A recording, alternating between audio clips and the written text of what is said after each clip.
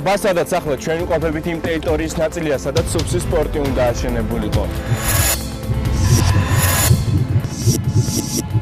ვინ დგას გრანდიოზული აფიორის უკან სახელწოდებით სუფსის ნავსადგური, რომელიც 2012 წელს უნდა გახსნილიყო.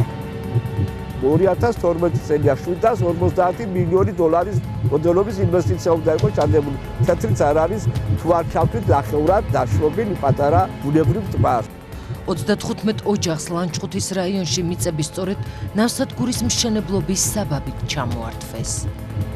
თუ ეს ჩემი მიწის ნაკვეთი არ იყო, მე როგორ გამაყიდინეს ეს, მე რეგისტრაცია ყველანაირი გაკეთებული მქონდა ელექტრონულის გარდა. სად მეძებნაო რეესტრის უფროსმა მითხრა, მე შენ სად გქონდა ნაკვეთიო. ეს მექანიზმი არსებობს იმისთვის, რომ სახელმწიფომ ძალიან მარტივად დაირეგისტრიროს და გაასხვისოს დიდი ფართობები ამა თუ იმ ბიზნესით დაინტერესებულ კომპანიებზე.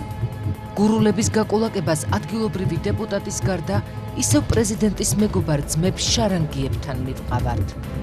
ნახეთ კვირას საღამოს 10 საათზე სტუდია GNS-ის მიერ მომზადებულ კვირის რეპორტაჟში.